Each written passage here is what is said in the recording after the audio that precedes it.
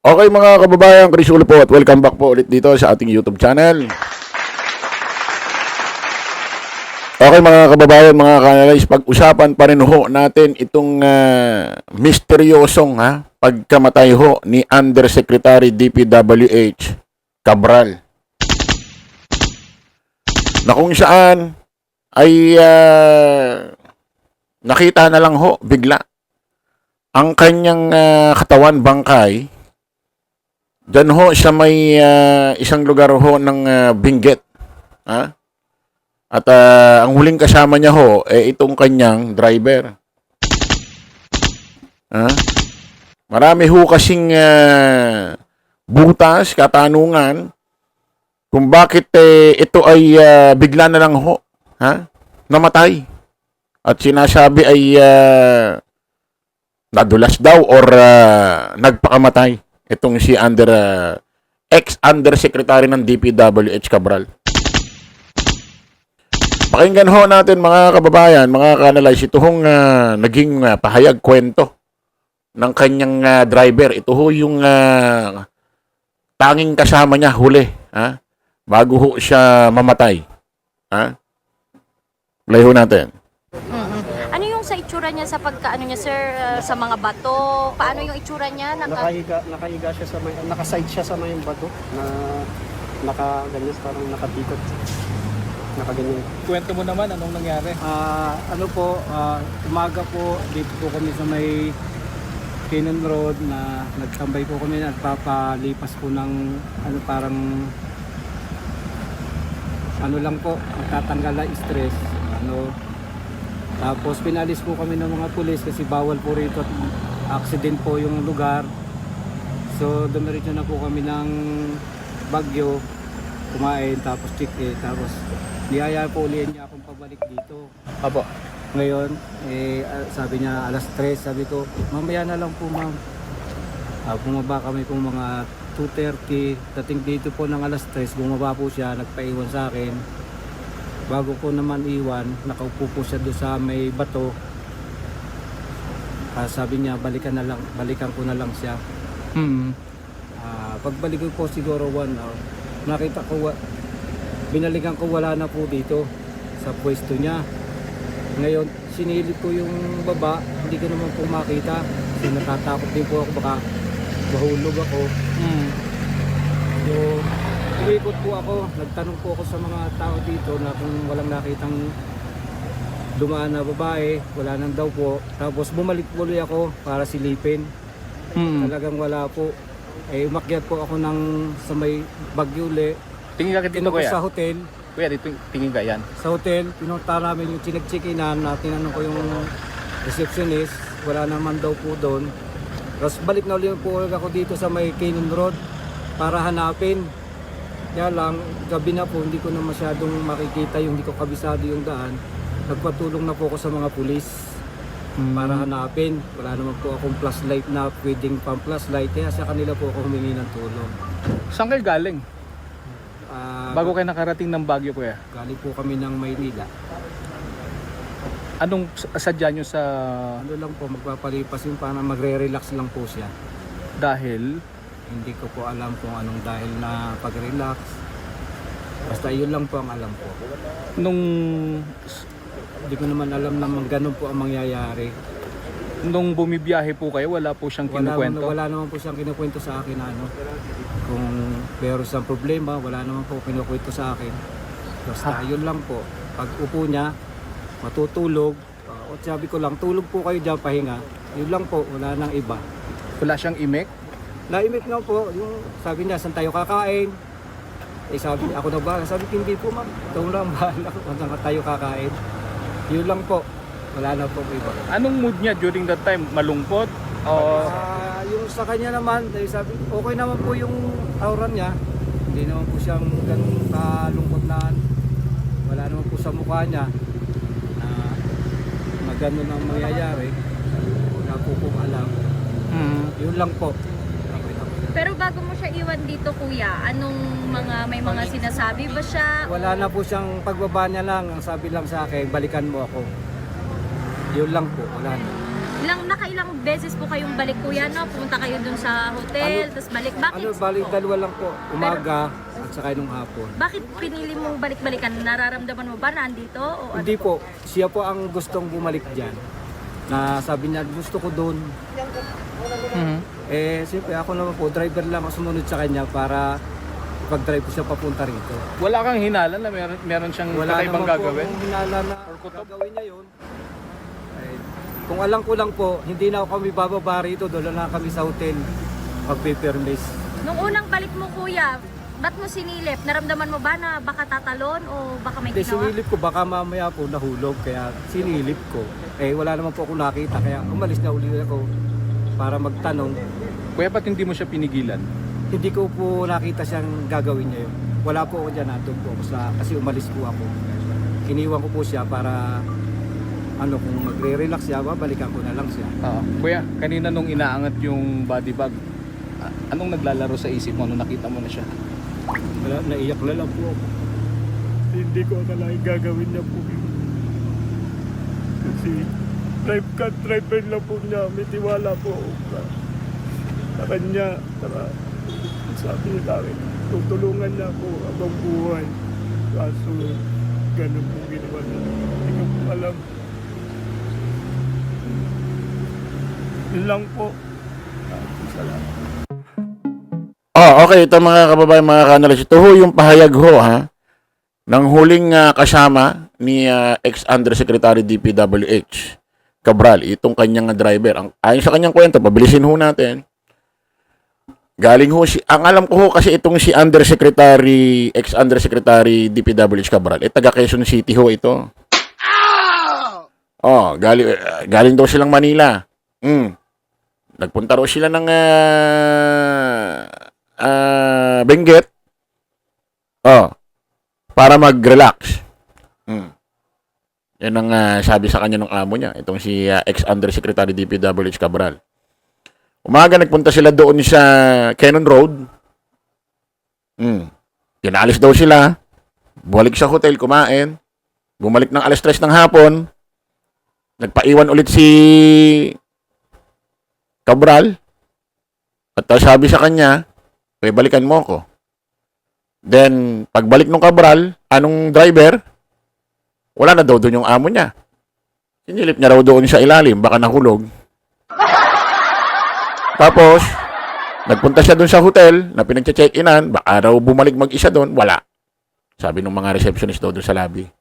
Nagpatulong na raw siya sa mga pulis. Ano butas doon, mga kababayan, sa kanyang pahayag?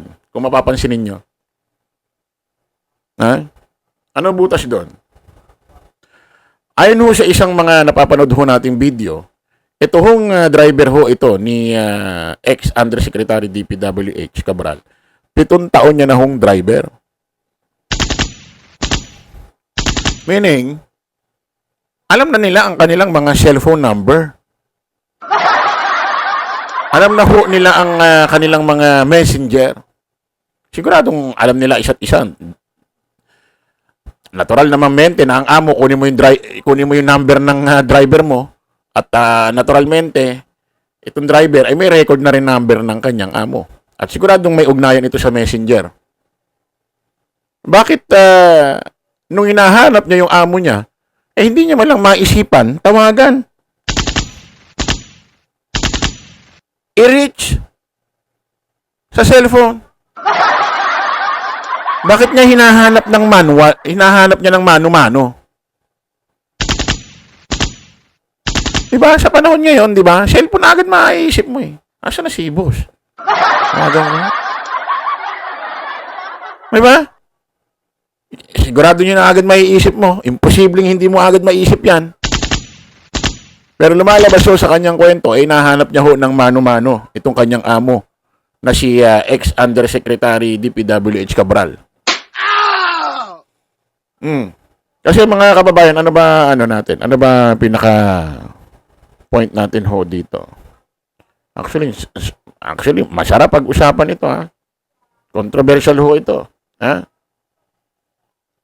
Pati ho si Secretary DILG, John B. Cremulya ay sabihin natin nagdududa o gusto niya makasiguro. Bakit? Importante ho kasi malaman kung totoong patay o hindi itong si ex-undersecretary DPWH Cabral. Dahil ho, sabit. Ha? Sabit, kasama ho to sa iniimbestigahan. Ha? Sa maanumalyang flood control project. Ha? Pakinggan natin.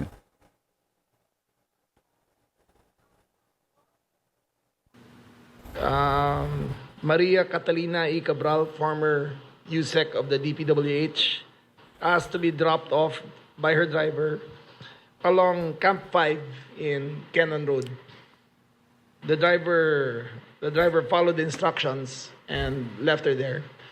Later at 5 o'clock, he went back to the hotel looking if she went back by herself.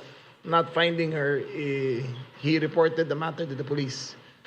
Upon reporting, at around 8 p.m., her body was found in the bottom of a ravine, approximately 20 to 23 meters high. Was her from the point from the height from the direct vertical descent that she was found. She was found unconscious and unresponsive, and was declared dead on arrival when she arrived in the hospital. We would like to reiterate: number one, she is still undergoing autopsy and a DNA test to make sure that it's really her. Baka budol-budol to di ba? So, ninigurado lang tayo na siya talaga yan. We can... Narinig niyo ho, yun mga kababayan, makaka-analyze. Sinisiguro lang talaga ni Secretary DILG John Vicrimulya kung talagang ito yung nakuwang bangkay, katawan doon ho sa ilalim ho ng Cannon Road, talagang si ex-undersecretary DPWH Cabral. Ay kung may magtatanong, bakit nakuha naman yung bangkay, Chris Uno? Bakit hindi pwedeng ma-identify? Sa lalim ho nun, maaaring hindi ho makilala yung muka ng babae. At ito ho kasi, mga kababayan, may mga gumagawa ho kasi nito sa ibang bansa. Hindi ko naman sinasabi na ganito talaga yung nangyari. Pero according ho sa statement, kung i-analyze nyo ho yung pahayag ni Secretary DILG John Vicrimulya, may duda or naniniguro sila. Kasi may gumagawa nga sa ibang bansa nito na kung saan nasasangkot ho sa malaking krimen. Ang ginagawa ho nila, pinapatay ho nila mismo ang kanilang identity. Para ho hide or maitago nila mismo ang kanilang sarili sa krimen.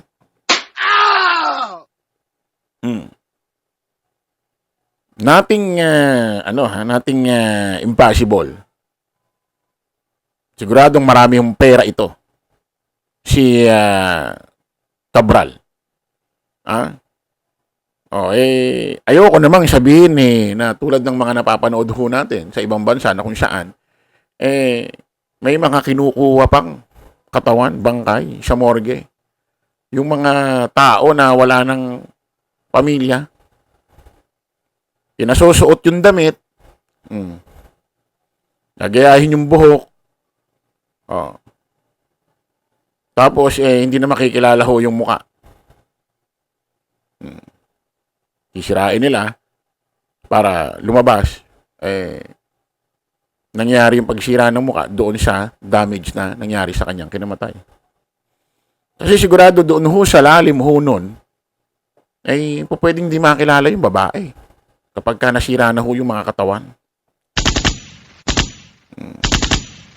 Ayoko naman sabihin mamaya may hinulog doon tapos talagang sinira na yung muka tapos hinulog pa, nagkanda, sira-sira na talaga lahat.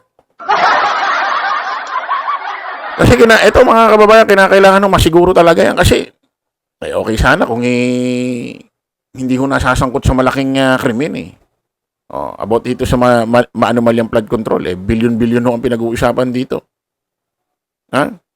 So, tingnan natin mga kababayan, karapatan ho ng taong bayan, karapatan ho ng gobyerno, ha? Especially nga ng taong bayan, kasi ito hong kinasasangkutan ho, ni ex-undersecretary, DPWH Cabral, ano ho ito, public case ho ito.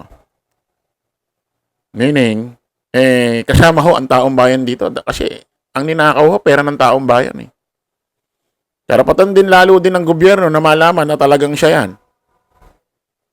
O hindi. Kasi, nasasangkot nga ho yung tao doon sa maanumalyang flood control project.